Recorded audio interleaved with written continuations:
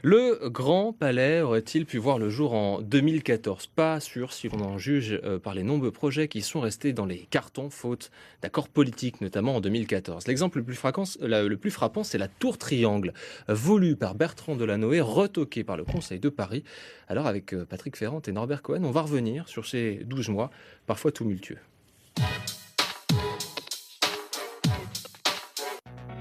La tour Triangle dans le 15e arrondissement s'est effondrée avant même d'avoir été construite. Le projet a été retoqué par les élus du Conseil de Paris et pas question de le transférer à la Défense, par exemple. Non, en tant que tel, non, puisque ce projet a été fait pour la porte de Versailles. Pour la Défense, nous avons plein d'autres choses et nous ferons travailler là aussi de grands architectes. Un autre projet avance discrètement, les tours Duo de l'architecte Jean Nouvel dans le 13e arrondissement. Nouvelle cible des associations à coup de montage photo. Le seul bâtiment à faire son chemin vers le ciel de Paris semble donc le nouveau tribunal des Batignolles. Résultat, la Défense avec une nouvelle tour se veut la nouvelle adresse exclusive de la grande auteure capitale.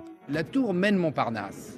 Eh bien, elle est seule dans son paysage et elle n'a toujours pas trouvé sa place. Elle est toujours vécue comme quelque chose qui n'est pas harmonieux par rapport à l'ensemble du paysage. Et donc, il faut y faire attention. Alors la banlieue est-elle la nouvelle frontière des grands projets d'aménagement? Pas si simple. Si la première pierre de Village Nature a bien été posée près d'Euro Disney en Seine-et-Marne, si le coup d'envoi du grand stade de rugby dans l'Essonne a bien été donné, en revanche, Europa City, un centre de commerce et de loisirs près de Roissy, suscite une forte opposition. Une fois qu'on a bétonné des terres agricoles, elles sont stériles et on n'y fera plus rien ensuite. Vous avez ici les terres agricoles les plus riches d'Europe. Elles ont nécessité entre 15 000 et 25 000 ans pour se constituer. On peut être pour ou contre Europa City, mais là c'est un investisseur privé qui se lance dans une aventure financière considérable pour dire Roissy c'est une ville en soi, une sorte de ville nouvelle qui a plutôt pas mal marché autour du travail et que là il y a une grande attractivité mondiale qui peut s'installer comme il y a eu Euro Disney à une époque, quoi.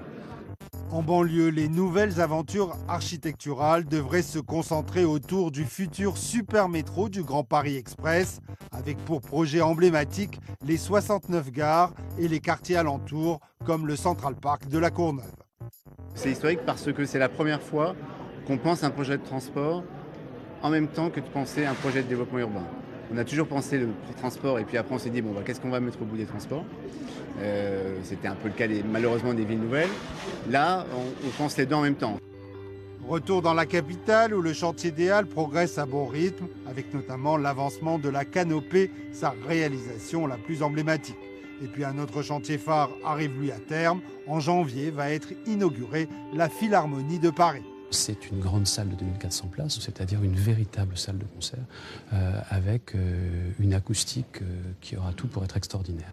Après 30 ans de polémique et de revirements, la nouvelle salle de concert de la Cité de la Villette prouve que les grands projets sont encore possibles dans la capitale. Question de patience, un nouveau vote est d'ailleurs prévu pour la Tour Triangle en 2015.